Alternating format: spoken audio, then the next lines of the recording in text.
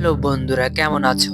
আজকে আমরা sweet byte marks এর এপিসোড নাম্বার 11 কভার করব। এর আগের 10টা এপিসোড যারা দেখেনি, লিংক ডিসক্রিপশন বক্সে দেয়া আছে। তাহলে শুরু করা যাক। এর আগের এপিসোডে আমরা দেখেছিলাম যে মায়েশা জিয়াওশিনের অতিরিক্ত রক্ত পান করার ফলে জিয়াওশিন বেহুশ হয়ে পড়েছিল।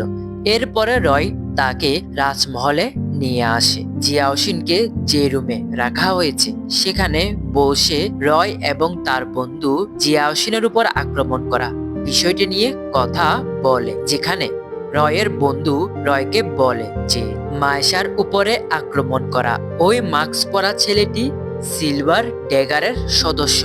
বন্ধুরা, এই সিলভার ড্যাগারটা কি আমরা ধীরে ধীরে সেটিও জেনে যাব। তখনই জিয়াওশিনের জ্ঞান ফিরে। জিয়াওশিন ঘুম থেকে উঠে দেখে যে তার পাশে রয় বসে আছে। জিয়াওশিন ঘুম থেকে ওঠা মাত্রই রয় তাকে একজন প্রিন্সেসের মতো করে প্যাম্পারিং করতে থাকে। জিয়াওশিন তা দেখে আবারও অবাক হয় এবং চেয়ারম্যান ল্যাডরের কথাগুলো ভাবতে থাকে। রয় জিয়াওশিনকে বলে যে তুমি সুস্থ আছো এবং আরো বলে যে তুমি আমার পুরনো ব্লাড সার্ভেন্টের ব্যাপারে কার থেকে শুনেছো তা আমি জানি না, কিন্তু আমার জন্য বর্তমানে তুমি সবকিছু। তোমার দেখভাল করা আমার দায়িত্ব, তোমার সুরক্ষা করা আমারই দায়িত্ব। রয়ের মুখে জিয়াওশিন এ সকল কথাগুলো শুনে আবারও দুর্বল হয়ে পড়ছিল, কিন্তু তার ভ্যাম্পায়ারদের প্রতি ঘৃণা এখনো ততটা কমেনি। রয়ের এতটা ভালোবাসাপূর্ণ কথাগুলো শুনে এবং কেয়ারগুলো দেখে রয়কে অবিশ্বাস করাও সে পারছিল না। সে কোনো মতে বিশ্বাস করতে পারছিল না যে রয়ে একজন ভ্যাম্পায়ার হয়েও তার মতো একজন সাধারণ মেয়ের জন্য এতটা ভালোবাসা এবং কেয়ার দেখাচ্ছে।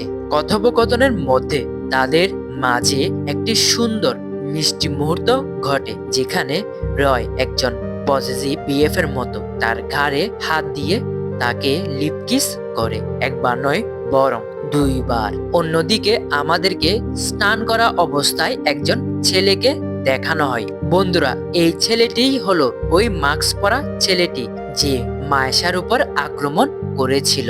ছেলেটি স্নান করে তার বেডরুমে আসলে তার বেডরুমের মধ্যে একজন মেয়ে শুয়েছিল, যে কিনা ওই ছেলেকে বলে যে কেমন আছো আমার লিটল কিটি? তুমি এখনো লোপেজ ফ্যামিলির বারান্দায় না গিয়ে থাকতে পারো না? দেখি আমার কাছে আসো এবং আমাকে মজা দাও। ওইসব করার থেকেও আমাকে মজা দেওয়াই তোমার বড় কাজ।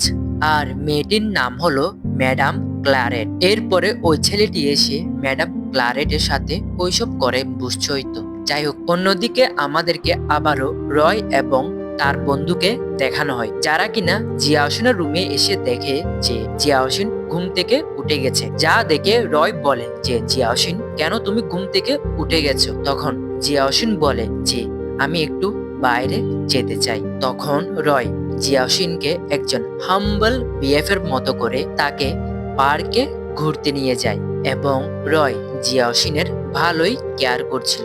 রাস্তায় হাঁটার সময় অজান্তেই একজন ছোট বাচ্চা এসে রয়কে বলে যে দাদা, আমাকে কিছু খাবার খেতে দেন না।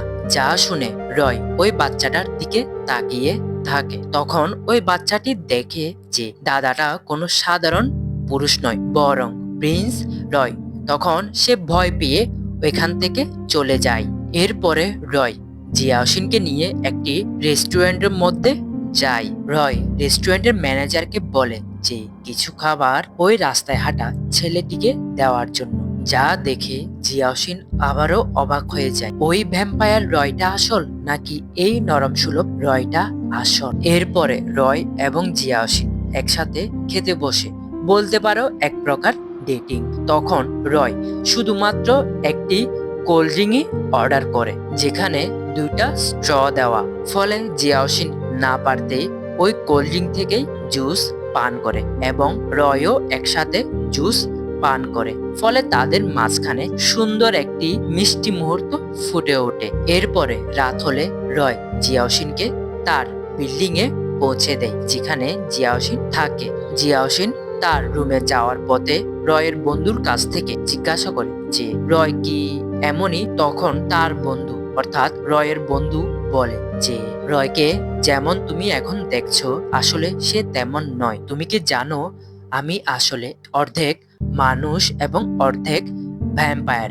আমি যখন ছোট ছিলাম তখনই রয় আমাকে আগলে নেয়। এরপর থেকে আমি রয়ের সকল আদেশ এবং সেবা করতে থাকি। তুমি যদি রয়ের অতীত সম্পর্কে জানতে চাও তাহলে আমি অবশ্যই বলবো। আর এটি বলেই এখানেই এই এপিসোডটির সমাপ্তি ঘটে। বন্ধুরা, এই এপিসোডটি কেমন লেগেছে অবশ্যই কমেন্ট করে জানাবে। আর যদি ভিডিওটি ভালো লেগে থাকে অবশ্যই একটি লাইক করবে। ততদিন এই চ্যানেলটিকে সাবস্ক্রাইব করে এই চ্যানেলটির সাথে থাকতে হবে। আপাততর জন্য গুড বাই।